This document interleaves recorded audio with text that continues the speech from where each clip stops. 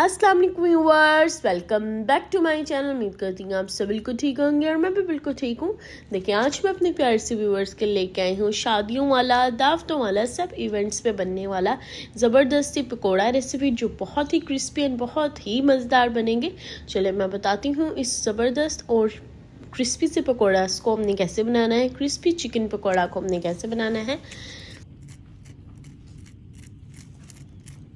देखिए, यहाँ पे मैंने ले लिया है चिकन, बोनलेस के क्यूब्स मैंने कर लिए थे।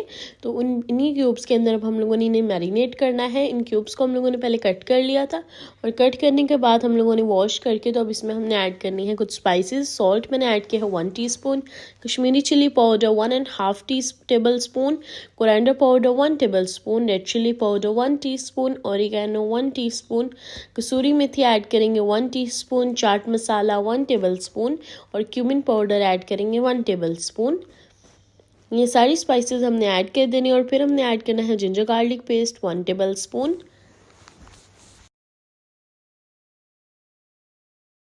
जिंजर गार्लिक पेस्ट ऐड करने के बाद हम ऐड करेंगे लेमन जूस 1 टेबल स्पून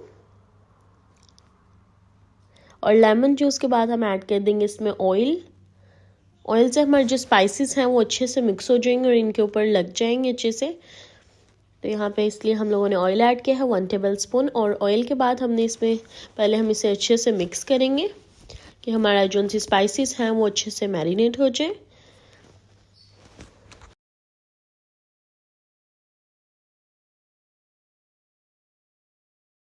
और देखें, इस पॉइंट पे जब हमारी स्पाइसेस जो हैं वो अच्छे से मिक्स हो जाएंगे, फिर हमने इसमें ऐड करना है कॉर्न स्टार्च 4 टेबल स्पून और साथ में हमने इसमें ऐड कर देना है राइस फ्लोर। राइस फ्लोर हम लोगों ने यहाँ पे लिया है 6 to 7 table spoon. 6 table spoon भी आप ऐड कर सकते हैं और 7 टेबल स्पून भी ऐड कर सकते हैं। और यहाँ पे अब राइस फ्लोर के बाद हम लोगों ने यहाँ पे देखें इसे भी अच्छे से मिक्स कर लेना है। और फिर लास्ट इंग्रेडिएंट जो हमने ऐड करनी है वो है 1 एग हम इसमें ऐड करेंगे।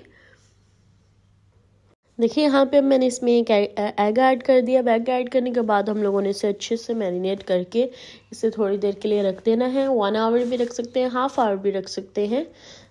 तो हम लोगों ने इसे अच्छे से मिक्स करके रख देना है। अब देखिए मैरिनेट हो चुका है हमारा। आप इसे 30 मिनट्स के लिए हम लोगों ने रेस्ट पे रखेंगे और साथ में हमने इसमें कुछ कोरिएंडर ऐड कर देना है। ग्रीन चिलीज़ पे आप ऐड कर सकते हैं और यहाँ पे मैंने कोरिएंडर ऐड कर दिया है 1 हैंडफुल। और अब हम लोगों ने इसे रेस्ट के लिए रख देना है 30 मिनट्स के लिए।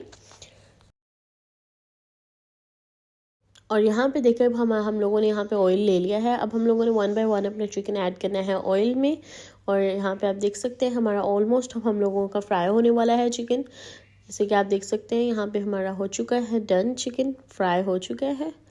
और देखिए कितना टेस्टी एंड बहुत ही क्रिस्पी लग रहा है और जो बहुत ही मज़ेदार बनेगा। और यहाँ पे देखिए हमारी ऑलमोस्ट डन है। अब हम लोग इसे निकालते हैं और देखिए यहाँ पे हम लोग प्रेजेंट करते हैं कि कितना अंदर से सॉफ्ट है और बाहर से बहुत क्रिस्पी, बहुत ही मज़ेदार और स्पाइसी सा हमारा चिकन पकोड़ा रेडी हो चुका है। और मुझे पूरी उम्मीद है कि मेरे प्यारे से व्यूअर्स को ये चिकन पकोड़ा रेसिपी बहुत अच्छी लगी होगी। इस रेसिपी को लाइक करें, शेयर करें एंड सब्सक्राइब करें। कमेंट बॉक्स में ज़रूर बताइएगा कि आपको ये रेसिपी कैसी लगी।